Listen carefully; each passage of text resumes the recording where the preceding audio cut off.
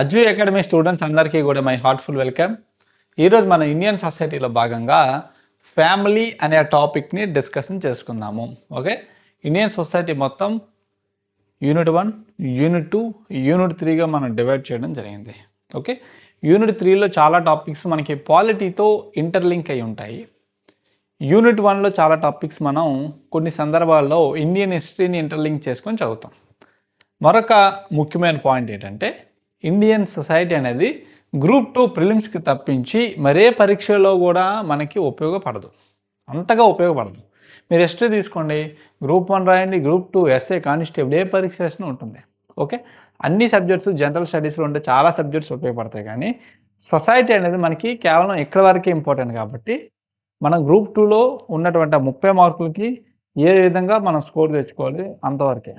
ఓకేనా, ఎక్కువ ప్రయారిటీ మిగిలిన సబ్జెక్ట్స్కి ఇవ్వండి. ఓకే, ఎక్కువ ప్రయారిటీ హిస్టరీ అవ్వచ్చు, జాగ్రఫీ అవ్వచ్చు, కరెంట్ అఫైర్స్ అవ్వచ్చు, మెంటల్ అబిలిటీ అవ్వచ్చు, వీటికి ఇవ్వండి. వీటితో పోలిస్తే కొంచెం తక్కువ ప్రాధాన్యత సొసైటీకి ఇవ్వండి. అదేంటండి ఇలా చెప్తున్నారు అంటే, అంటే మనం సబ్జెక్ట్స్ అనేవి లాంగ్ టర్మ్లో కూడా మనకు ఉపయోగపడాలి. ఓకే, నువ్వు గ్రూప్ 2, గ్రూప్ 1 రాయి, కానిస్టేబుల్, ఎస్ఐ అన్నిటికీ కూడా మనం చదివిన ఉపయోగపడాలి. ఓకేనా, అలాగని చెప్పేసి ఇండియన్ సొసైటీ ఖచ్చితంగా 100కి 100% మేము ఎఫర్ట్ పెట్టి చెప్తున్నాం. మా క్లాసెస్ కానీ మా మెటీరియల్ కానీ చూసినట్లయితే మీకు అర్థమవుతుంది. ఓకే, మనకి 2024లో గ్రూప్ 2 ప్రిలిమ్స్ మీరు సొసైటీ పేపర్ చూసుకున్నట్లయితే చాలా టఫ్గా అడిగాడు అనమాట.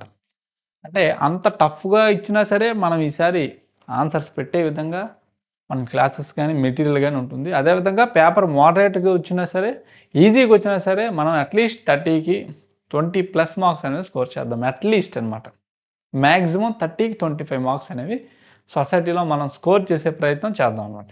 సరేనా, సొసైటీ అనగానే అందరూ భయపడతారు, బట్ సింపుల్గా మనకి ఎగ్జామ్ పాయింట్ ఆఫ్ వ్యూలో ఎంత ఇంపార్టెంటో అంతవరకు మనం డిస్కషన్ చేసుకుందాం. ఓకేనా, మెటీరియల్ ఇచ్చాను, మీరు ఏమి రాయాల్సిన అవసరం లేదు, మెటీరియల్ ప్రింట్అవుట్ తీసుకోండి సరిపోతుంది. ఇప్పుడు మనం క్లాస్లోకి వెళ్దాం. చూడమ్మా, ఇందులో మనం డిస్కస్ చేయబోయేది కుటుంబం, ఫ్యామిలీ. ఓకేనా, ఫ్యామిలీ లేకపోతే సొసైటీ లేదు, అసలు మనమే లేము, అంతే కదండి. మనకు కూడా ఒక ఫ్యామిలీ అనేది ఉంది. మనందరం కష్టపడుతుంది కూడా మనం ఫ్యామిలీ కోసమే, అవునా కదా. నిత్య జీవితంలో ప్రతిరోజు మనం ఫ్యామిలీ మధ్య ఉంటాము, ఫ్యామిలీ కోసమే బతుకుతాము, ఫ్యామిలీ ద్వారానే మన జీవనాన్ని ముందుకు గడుపుతాం. కానీ ఇక్కడ గ్రూప్ 2 ఇండియన్ సొసైటీ చదివేటప్పుడు రెగ్యులర్గా చూసే ఫ్యామిలీనే ఇంకొంచెం డిఫరెంట్గా చదవాల్సి ఉంటుంది. మన అప్రోచ్ అనేది మారాలి. ఓకేనా, కొంతమంది సోషియాలజిస్టులు ఓకేనా సొసైటీని స్టడీ చేసేటప్పుడు సొసైటీలో ఉన్నటువంటి డిఫరెంట్ ఆర్గనైజేషన్స్ని కూడా స్టడీ చేస్తారు. సొసైటీలో ఏమేమి ఉంటాయి మనం నిత్య జీవితంలో చూసేవి? ఫ్యామిలీ అంటే కుటుంబం అవ్వచ్చు, ఫ్యామిలీ ఏ విధంగా మనకి ఏర్పడుతుంది, మ్యారేజ్ అవ్వచ్చు, అదేవిధంగా సమాజంలో ఉన్నటువంటి క్యాస్ట్ అవ్వచ్చు, కిన్షిప్.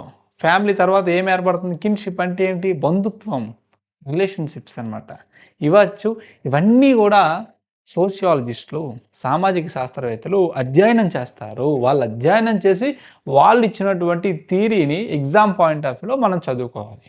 అంతే, సొసైటీ అంటే అంతే, దట్స్ ఇట్. ఓకేనా, దట్స్ ఇట్. ఇప్పుడు మనం కుటుంబం గురించి డిస్కషన్ చేద్దాము. మనం యూపీఎస్సి సోషియాలజీ ఎవరైనా తీసుకున్నట్లయితే చాలా ఎక్కువ థియరీస్ ఉంటాయి అన్నమాట. ఓకేనా, అక్కడ ప్రపంచవ్యాప్తంగా మనం చదవాల్సి ఉంటుంది, కానీ ఇక్కడ కేవలం ఇండియన్ సొసైటీ అని మాత్రం మెన్షన్ చేశారు. భారతదేశంలో ఉన్నటువంటి ఫ్యామిలీస్ గురించి మనం తెలుసుకుంటే సరిపోతుంది. యూపీఎస్సి సోషియాలజీలో ఏంటంటే ప్రపంచవ్యాప్తంగా ఉన్నటువంటి ఫ్యామిలీస్, అదే విధంగా డిఫరెంట్ థియరీస్, చాలా ఎక్కువ థియరీలు మనం చదువుతాం అనమాట. ఓకే, నేను యూపీఎస్సి రాసేటప్పుడు నా ఆప్షనల్ కూడా మనకి అప్పట్లో సోషియాలజీ అనమాట. సరేనా, సరే ఇప్పుడు మనం డిస్కషన్ చేద్దాం. చూడమ్మా, ఫ్యామిలీ అనే పదం ఏ విధంగా ఆవిర్భవించింది అనేది మనం డిస్కషన్ చేద్దాం. ఖచ్చితంగా దీని మీద బిట్టుపడే అవకాశం ఉందన్నమాట. ఓకే, ప్రజెంట్ ఫ్యామిలీ అంటే ఏంటమ్మా? ఇంగ్లీష్ పదం కదండి. అసలు ఈ పదం ఏ విధంగా డిరైవ్ అయింది అనేది చూద్దాం. ఓకేనా, ఫ్యామిలీ అనే పదం ఫ్యామిలియా అనే ఒక లాటిన్ పదం నుంచి డిరైవ్ అయ్యింది. ఇంకొంచెం వెనక్కి వెళ్ళినట్లయితే చూడమ్మా, అప్పుడు రోమ్ దేశంలో ఓకేనా అప్పట్లో ఫ్యామిలియాని ఫ్యాములస్ అనేవాళ్ళు. ఫేములస్ అంటే అర్థం ఏంటంటే సర్వెంట్. ఓకే, సర్వెంట్, సేవకుడు. ఏంటమ్మా? సేవకుడు. ఫ్యామిలీలో అంటే ఎవరు ఉంటారు? హస్బెండ్, వైఫ్, చిల్డ్రన్, వీటితో పాటు ఆ కుటుంబంలో ఉన్నటువంటి సర్వెంట్స్, సేవకులు, ఒక మాస్టర్ కింద పనిచేసే సేవకులు, వీళ్ళందరినీ కలిపి అప్పుడు ఫ్యామిలీస్ అనే పదంతో పిలుచుకునేవారు. అంటే ఫ్యామిలీస్ అనే పదం యొక్క అర్థం ఏంటి? సర్వెంట్ లేదా సేవకుడు అని మనం పెట్టచ్చు. జనరల్గా ఎగ్జామినేషన్ హాల్లో ఫ్యామిలీ అనే పదానికి పూర్వం రోమ్లో పిలుచుకునే అర్థం ఏంటన్నా మీరు ఇది పెట్టచ్చు. That's it. ఓకేనా. నెక్స్ట్ ఫ్యామిలీ అని మారింది, నెక్స్ట్ ఫ్యామిలీగా మారడం జరిగింది. ఓకేనా. కుటుంబం కదండి. చూడండి, కుటుంబం జనరల్గా ఎలా ఏర్పడుతుంది? ఎలా ఏర్పడుతుంది ఒక ఫ్యామిలీ చెప్పండి? లాజికల్గా మనం మాట్లాడుకుందాం. ఫస్ట్ మ్యారేజ్, వివాహం అన్నమాట. ఓకేనా. వివాహం, మరి వివాహంలో టైప్స్ ఇవన్నీ నెక్స్ట్ చాప్టర్లో మనం తెలుసుకుందాం. ఓకే. నెక్స్ట్ బ్లడ్ రిలేషన్షిప్ ద్వారా రక్త సంబంధం ద్వారా కూడా మనకి కుటుంబం అనేది ఏర్పడుతుంది. 3 అడాప్షన్, ఓకే, దత్తత ద్వారా, ఓకే, ఈ అంశాల ద్వారా ఈ 3 కలిపితే మనకి జనరల్గా ఫ్యామిలీస్ అనేవి ఏర్పడతాయి. ఈ 3 కాకుండా మీరు కూడా సొసైటీని స్టడీ చేయండి. మీకు తెలిసిన కొత్త పాయింట్స్ ఏమైనా ఉంటే మీ నోట్స్లో రాసుకోండి అనమాట. ఓకేనా. ఫస్ట్ మ్యారేజ్ ద్వారా, 2 బ్లడ్ రిలేషన్, కాన్సిగ్విటీ అంటాం, గుర్తుపెట్టుకున్నామా? సొసైటీలో కొన్ని స్పెషల్ వర్డ్స్ ఉంటాయి. బ్లడ్ రిలేషన్ ఏమంటాము? కాన్సిగ్విటీ అంటాము. తర్వాత స్లైడ్లో మీకు చూపిస్తాను. నెక్స్ట్ ఏంటి? అడాప్షన్ తీసుకున్నా కూడా దత్తత కిందే. ఓకే. కొన్నిసార్లు అడాప్షన్ కూడా చట్ట ప్రకారంగా తీసుకోవడం జరుగుతుంది. వీటి ద్వారా ఏమవుతుంది? ఫ్యామిలీ అనే ఒక సోషల్ గ్రూప్ అనేది ఏర్పడుతుంది. చూడమ్మా, సోషల్ గ్రూప్ అన్నమాట ఇది. గ్రూప్ అంటే ఏంటి? ఇందులో ఈ గ్రూప్లో father, mother, children, grand mother, sister, brother అందరూ కూడా ఉంటారు. ఓకేనా. ఈ ఫ్యామిలీ అనేది సొసైటీకి, సమాజానికి ఒక పిల్లర్ అనమాట. చూడమ్మా, ఫ్యామిలీ అనేది సొసైటీకి ఒక పునాది లాంటిది. ఎందుకు? ఒకసారి సొసైటీలోని ఫ్యామిలీని పక్కన పెట్టండి. అసలు ఫ్యామిలీ లేకుండా సొసైటీని నువ్వు ఊహించగలవా? ఫ్యామిలీ లేకుండా సొసైటీని నువ్వు ఊహించగలవా? ఒకసారి ఇమాజిన్ చేసుకోండి. లేదు. ఓకేనా. ఫ్యామిలీ లేకపోతే అసలు సొసైటీ లేదు. అంటే సొసైటీకి పునాది ఏంటమ్మా? ఫ్యామిలీ, కుటుంబం అని చెప్పేసి ఇక్కడ చెప్పడం జరుగుతుంది. ఈవెన్ మనం కూడా ఫ్యామిలీలో ఒక భాగమే. మనకంటూ ఒక ఫ్యామిలీ ఉంది కదండి, మనకంటూ ఒక కుటుంబం ఉంది కదండి. ఫ్యామిలీ లేకపోతే అసలు మనమే లేము. అలాంటిది సొసైటీ ఏ విధంగా ఉంటుంది చెప్పండి. అందుకే సొసైటీకి ఈ యొక్క ఫ్యామిలీ అనేది ఏంటమ్మా? పునాది లాంటిది. అదేవిధంగా ప్రైమరీ ఇన్స్టిట్యూషన్ అని కూడా అంటాము. మెల్లగా ప్రతి పదానికి అర్థం మనం తెలుసుకుందాం. ఓకేనా. ప్రైమరీ అంటే ప్రాథమికంగా సమాజంలో ప్రవేశించబడే ఏ వ్యక్తి అయినా సరే ప్రాథమికంగా జీవితంలో ఎలా నడుచుకోవాలి, జీవన విధానం ఏ విధంగా ఉంటుంది, ఇవన్నీ కూడా ఎక్కడ నేర్చుకుంటాడో చెప్పండి? ఫ్యామిలీ. మన చిన్నప్పటి నుంచి మన తల్లిదండ్రుల దగ్గర ఇవన్నీ కూడా నేర్చుకోవడం జరుగుతుంది. Family is a primary institution అంటాం అందుకే. ఓకేనా. ఇవన్నీ కూడా ఇప్పుడు మనం డిస్కషన్ చేసాము. చూడమ్మా, during the Roman period family did not mean only blood relatives, servants, slaves working under A master. సరేనా. ఇవన్నీ కూడా మనం ఇక్కడ చెప్పుకోవడం జరిగింది. ఈ పదం ఏ విధంగా వచ్చింది, ఏ విధంగా ఆవిర్భవించింది, ఇవన్నీ కూడా ఇచ్చాం. ఇప్పుడు మనం పీటర్ ముర్డాక్ అనే సామాజిక శాస్త్రవేత్త ఫ్యామిలీని అధ్యయనం చేసి అతను ఇచ్చినటువంటి డెఫినేషన్ని మనం తెలుసుకుందాము. ఇది నేను చెప్పారనమాట. రెసిడెన్సు, ఎకనామిక్ కోఆపరేషను, రీప్రొడక్షన్. అంటే ఇచ్చిన డెఫినేషన్లో కొన్ని కీవర్డ్స్ ఈ విధంగా హైలైట్ చేశాను. ఎందుకంటే ఈ కీవర్డ్స్ మీరు గుర్తుపెట్టుకుని వెళ్ళాలని చాలు, ఎగ్జామినేషన్ హాల్లో ఐడెంటిఫై చేసి చాలు. మొత్తం డెఫినేషన్ అంతా చదువుకొని వెళ్ళాలంటే ఇబ్బంది కాబట్టి మీకు గుర్తుండడం కోసం ఈ విధంగా ఇచ్చాను. సింగిల్ రెసిడెన్స్, ఏక నివాసం. ఓకే. అందరూ కూడా చూడమ్మా. ఓకేనా. ఒకే జాగ్రఫికల్ లొకేషన్లో ఒకే హౌస్ హోల్డ్లో కానీ నివసించినట్లయితే, ఓకేనా, భౌగోళికంగా అందరూ ఒక దగ్గర నివసించడం అనమాట. ఫాదర్, మదర్ ఉన్నాడు, వాళ్ళ చిల్డ్రన్లో ఒకరు ఎక్కడో అమెరికాలో పనిచేస్తున్నారు, మరలా ఇక్కడికే వస్తాడు అతను హోమ్ ఇదే, బట్ టెంపరీగా వర్క్ చేయడానికి వెళ్ళాడు. ఇక్కడ హౌస్ అనే ఫీలింగ్ వస్తుంది చూసారా? ఎస్. నెక్స్ట్ ఎకనామిక్ కోఆపరేషన్, ఆర్థిక సహకారం.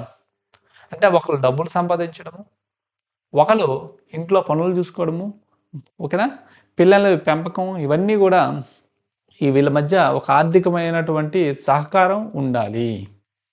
ఎవరో ఒకరు డబ్బులు సంపాదిస్తేనే కదండీ ముందుకు వెళ్తుంది. అదేవిధంగా ఎవరో ఒకరు ఇంట్లో వంట వండితేనే కదండీ ఆ ఫ్యామిలీ ముందుకు వెళ్తుంది. ఓకే. అంటే ఫ్యామిలీలో ఉండే ప్రతి ఒక్కరికి కూడా ఒక ఎకనామిక్ కోఆపరేషన్ ఉండాలి. సరేనా? పిల్లలకి, ఫాదర్‌కి ఏంటమ్మా ఎకనామిక్ కోఆపరేషన్? పిల్లల ఫీజు ఎవరు కడతారు? ఫాదరే కడతారు. అంతేనా కదా? నెక్స్ట్ చూడండమ్మా, రీప్రొడక్షన్, ప్రత్యుత్పత్తి అనమాట. ఓకే. అసలు ఓకేనా, రీప్రొడక్షనే లేకపోతే సొసైటీ ముందుకు వెళ్తుందో ఒకసారి ఆలోచించండి.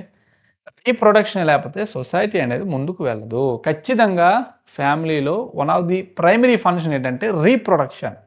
పిల్లల్ని కనడం అనేది ప్రధానమైనటువంటి విధి అనమాట. అసలు పిల్లల్నే కనకపోతే సొసైటీ ఏ విధంగా ముందుకెళ్తుంది?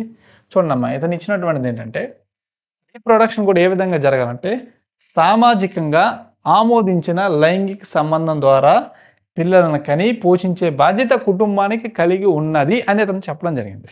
ఓకేనా? సోషల్లీ అప్రూవ్డ్ సెక్సువల్ రిలేషన్షిప్ అనమాట. ఇక్కడ లైంగిక సంబంధాలు అనేవి ఎలా పడితే అలా ఉండి పిల్లల కన్నం కాదు ఇక్కడ ఉద్దేశము. సామాజికంగా ఆమోదించబడాలి. ఓకేనా? సామాజికంగా ఆమోదించబడాలి. సొసైటీలో అందరూ కూడా అంగీకరించాలి. వీళ్ళ హస్బెండ్, వైఫ్ అని చెప్పి సొసైటీలో అందరూ కూడా అగ్రీ అవ్వాలి. అంటే రీప్రొడక్షన్ ఉందని చెప్పేసి నచ్చినట్టు పిల్లల కన్నం కాదు ఇతని ఉద్దేశము. సామాజికంగా ఆమోదించబడాలి ఈ రిలేషన్. అంటే ఏ విధంగా మనం దీన్ని యాక్సెప్ట్ చేస్తాం సొసైటీలో ఒక మేల్, ఫీమేల్ మధ్య మ్యారేజ్ గాని అయినట్లయితే, ఓకేనా? ప్రతి రిలీజియన్‌కి కూడా ఈ మ్యారేజ్ అనే కాన్సెప్ట్ డిఫరెంట్‌గా ఉంటుంది. ఏ రిలీజియన్‌లో ఏ రకమైనటువంటి ఈ మ్యారేజ్‌ని మనం పాటించినా ఫైనల్‌గా హస్బెండ్, వైఫ్, ఓకేనా? ఒక మేల్, ఫీమేల్ వివాహం చేసుకున్నట్లయితే ఖచ్చితంగా సమాజంలో అందరూ కూడా దాన్ని అంగీకరిస్తారు. సరేనా? వెరీ ఇంపార్టెంట్ ఈ డెఫినిషన్. అందుకే ఇంత డీటెయిల్‌గా చెప్పడం జరిగింది. నెక్స్ట్ రేమాండ్ ఫిఫ్త్ ఏం చెప్పారు చూద్దాం. సింపుల్. రేమాండ్ అనగానే ట్రయాంగిల్ గుర్తుపెట్టుకోండి జస్ట్.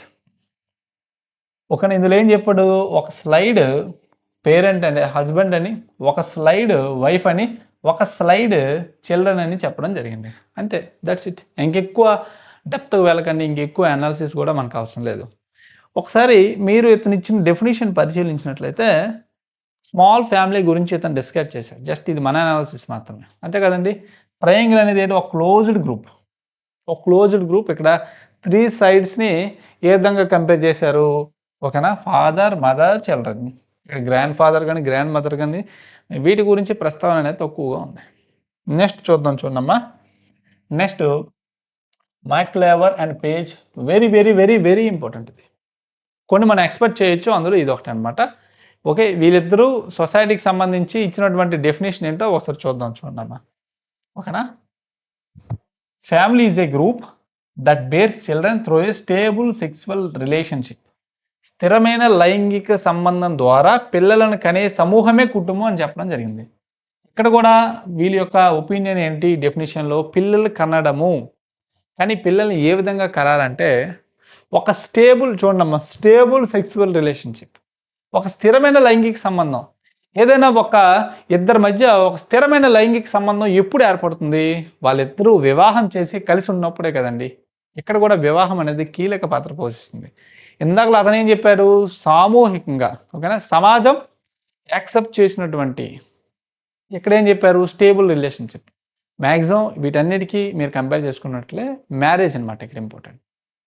ఇక్కడ కూడా చూడమ్మా, ఓకేనా. అయితే ఇక్కడ కీవర్డ్ ఏంటి, స్థిరమైన, స్టేబుల్ రిలేషన్షిప్. అయితే ఇక్కడ మరొక కాన్సెప్ట్ కూడా ఉంది, ఇది రాసుకున్నమ్మా. ఓకేనా? ఏంటంటే అది రీప్రొడక్షన్ ద్వారా ఒక స్టేబుల్ సెక్సువల్ రిలేషన్షిప్ ద్వారా పిల్లలు కనిన తర్వాత కేవలం పిల్లల్ని కనడమే కాదు, పిల్లల్ని ప్రాపర్గా మనం పెంచాలి. వాళ్ళు పెరిగేటప్పుడు ఒక మంచి పర్యావరణాన్ని, ఒక మంచి ఎన్విరాన్మెంట్ని కూడా క్రియేట్ చేయాలి. పిల్లల పోషణకే తల్లిదండ్రులు కృషి చేయాలి. ఇవన్నీ ఉంటేనే అది ఫ్యామిలీ అని ఇక్కడ చెప్పడం జరిగింది. పిల్లలు కన్నంత మాత్రాన్ని ఇక్కడ వీళ్ళు ఇచ్చినటువంటి డెఫినేషన్ క్లోజ్ అయిపోలేదు, గుర్తుపెట్టుకోండి. ఏం చెప్పారు చూడమ్మా, ఆ సంబంధం స్థిరమైన అదేవిధంగా పిల్లల్ని పెంచడం మరియు పోషించడం వీటన్నిటి బాధ్యత కూడా తీసుకోవాలి అని చెప్పడం జరిగింది. ఓకే, ఈ పదాలు అనేది గుర్తుపెట్టుకోండి. చూడమ్మా, precise and enduring to provide for the procreation and upbringing of the children. Okay, చాలా ఇంపార్టెంట్ అది. నెక్స్ట్ బర్గీస్ అండ్ లాకీ ఏం చెప్పారో చూడమ్మా. బర్గీస్ అండ్ లాకీ ఏం చెప్పారో చూద్దాం. అంటే మీకు స్టార్టింగ్లో చెప్పాను కదండి, ఫ్యామిలీ అంటే ఏంటి, మ్యారేజ్ వివాహం ద్వారా, బ్లడ్ రిలేషన్ రక్త సంబంధం ద్వారా, అడాప్షన్ దత్తత ద్వారా ఏర్పడినటువంటి ఒక సోషల్ గ్రూప్ అని చెప్పాను. సేమ్ ఇతను కూడా ఇదే చెప్తూ చివరిలో ఒకటి యాడ్ చేశారు, సోషల్ రోల్స్ అన్నమాట. ఓకేనా, ఈ ఫ్యామిలీ ద్వారా సోషల్ రోల్స్ అనేవి ఏర్పడుతుంది. రోల్ అంటే ఏంటి, పాత్ర. అంటే సమాజంలో డిఫరెంట్ రోల్స్ అనేవి ఏర్పడుతుంది, అంతే కదండి. ఒక ఫ్యామిలీ కానీ ఎస్టాబ్లిష్ అయిందంటే అందులో ఒక హస్బెండ్ ఉంటారు, అదొక రోల్. ఒక మదర్ అదొక రోల్, ఒక వైఫ్ అదొక రోల్, సిస్టర్ అదొక రోల్, బ్రదర్ అదొక రోల్. అంటే వివిధ రకాల సోషల్ రోల్స్ అనేవి ఏర్పడుతున్నాయి. అదేవిధంగా వాటి మధ్య ఇంటరాక్షన్స్ అనేవి ఉంటుంది, వాళ్ళతో ఇంటరాక్షన్. అదేవిధంగా సొసైటీతో కూడా ఇంటరాక్షన్ అనేది జరుగుతుంది ఇక్కడ, సరేనా. ఇంటరాక్షన్ అనేది జరుగుతుంది. అదే ఎవరు చెప్పారమ్మా, బర్గీస్ అండ్ లాకీ చెప్పారు. ఇది కూడా ఇంపార్టెంట్, ఇందాక చెప్పింది ఇది కూడా చాలా ఇంపార్టెంట్ డెఫినేషన్ ఇది. ఇవన్నీ కూడా ఎగ్జామ్ పాయింట్ ఆఫ్ వ్యూలో ఖచ్చితంగా ఈ డెఫినేషన్స్ వస్తాయనేది మనం చెప్పలేం, కానీ సబ్జెక్ట్ నేర్చుకుంది. ఎందుకంటే డిగ్రీ టెక్స్ట్ బుక్స్లో, తెలుగు అకాడమీస్లో వీటి యొక్క ప్రస్తావన ఉంది కాబట్టి నేర్చుకుందాం. ఎగ్జామినేషన్ హాల్లో వస్తే పెడదాం, లేదంటే లేదు. సరే, కింగ్స్లేవ్ డావిస్ అనే వ్యక్తి ఏం చెప్పారు, జస్ట్ ఒక పదం, 2 పదాలు గుర్తుపెట్టుకోండి. డావిస్ అనే వ్యక్తి ఇచ్చినటువంటి నిర్వచనం ఏంటంటే చూడమ్మా, కాన్జిగ్వినిటీ ప్లస్ కిన్షిప్ అనే 2 పదాలు గుర్తుపెట్టుకోండి. కాన్జిగ్వినిటీ అంటే ఏంటి, బ్లడ్ రిలేషన్, రక్త సంబంధీకులు. తెలుగు మీడియం వాళ్ళు కూడా ఈ పదాన్ని గుర్తుపెట్టుకోండి, కాన్జిగ్వినిటీ అనే గుర్తుపెట్టుకోండి. ఓకేనా, కాన్జిగ్వినిటీ అంటే ఏంటి, రక్త సంబంధీకులు. ఫ్యామిలీస్ ఏ విధంగా ఏర్పడుతున్నాయి అంటే రక్త సంబంధీకుల ద్వారా ఏర్పడి వాటి ద్వారా బంధుత్వాలు వస్తున్నాయని చెప్పేసి డావిస్ అనే వ్యక్తి చెప్పడం జరిగింది. ఓకేనా, బ్లడ్ రిలేటివ్స్ కీవర్డ్ అనేది అండర్లైన్ చేసుకోండి. Family is a social group of individuals who are blood relatives to each other and form kinship. రాసుకోండమ్మా, and form kinship. Blood relation కలిగినటువంటి వ్యక్తుల మధ్య ఒక కుటుంబం ఏర్పడుతుంది, దాని ద్వారా రిలేషన్షిప్ అనేవి ఏర్పడుతుందని చెప్పడం జరిగింది. That's it. నెక్స్ట్ ఎంఎఫ్ నిమ్కాఫ్ ఏం చెప్పారు చూడమ్మా. ఎంఎఫ్ నిమ్కాఫ్ అనే వాళ్ళు ఏం చెప్పారంటే, ఎంతవరకు ఏం చెప్పుకున్నాము, ఫ్యామిలీ అంటే రీప్రొడక్షన్ ద్వారా, ఓకేనా, రీప్రొడక్షన్ ద్వారా పిల్లల్ని మనం కన్నాం అని చెప్పాం. కానీ ఇతనేం చెప్పారు, పిల్లలు ఉన్నా లేకపోయినా సరే అది ఫ్యామిలీగానే వస్తుంది. గుర్తుపెట్టుకోండి, చాలామంది ఓకేనా హస్బెండ్ అండ్ వైఫ్కి పిల్లలు ఉండరు, వాళ్ళు కూడా ఫ్యామిలీయే. పిల్లలు లేరు అని చెప్పేసి వాళ్ళు ఫ్యామిలీ డెఫినేషన్ కింద రారు అని అనడానికి లేదమ్మా. గుర్తుపెట్టుకోండి అమ్మా, చూడండమ్మా, విత్ ఆర్ వితౌట్ చిల్డ్రన్, పిల్లలు ఉన్నా లేకపోయినా. ఓకేనా, ఇతను ఏం చెప్పారు, మరో పదం వాడారు, it is a family is A durable association, స్థిరమైన లేదా దృఢమైన కలయిక. ఓకే, నెక్స్ట్ చూడమ్మా, లేదంటే మ్యాన్ ఆర్ ఉమెన్, ఓకేనా, సింగిల్గా చిల్డ్రన్తో నివసించిందంటే కలిసి కాదమ్మా. ఒక మ్యాన్ ఉన్నాడు, ఓకే, అతనికి పిల్లలు ఉన్నారు, లేదా ఒక పిల్లవాడు ఉన్నాడు, వీళ్ళు ఏకాంతంగా నివసిస్తున్నారు. లేదంటే ఒక మహిళ ఉన్నారు, ఓకేనా, ఒక పిల్లవాడు ఉన్నాడు, వీళ్ళు ఏకాంతంగా నివసిస్తున్నారు, వీళ్ళు కూడా ఫ్యామిలీ పరిధిలోకి వస్తుంది అని చెప్పడం జరిగింది. ఓకే, ఇవన్నీ కూడా మోస్ట్ ఇంపార్టెంట్ డెఫినేషన్స్ అవి. నెక్స్ట్ చూడమ్మా, రాబర్ట్ ఏం చెప్పారు చూద్దాం. చూడండి, ఓకే, ఫ్యామిలీ అనేది ప్రైమరీ గ్రూప్ అని చెప్పడం జరిగింది, ప్రాథమిక సమూహం. ఓకే, చూడమ్మా, family is the most important primary group that curse the behaviour of individuals. ఓకేనా, సమాజంలో ప్రాథమిక సమూహం ఏది, కుటుంబం అని ఎవరు నిర్వహించారు, Robert. That's it. And next important చూడమ్మా, ఓకేనా, ఎలియాట్ అండ్ మెరిల్ ఏం చెప్పారంటే బయోలాజికల్ సోషల్ యూనిట్. చూడమ్మా, సామూహిక యూనిట్ అని పెట్టుకోండి. That's it. Elliot and Merrill ఈ డెఫినేషన్ ఇచ్చారు. ఇవి ఫ్యామిలీకి సంబంధించినటువంటి డెఫినేషన్స్ అనమాట. Okay, thank you very much.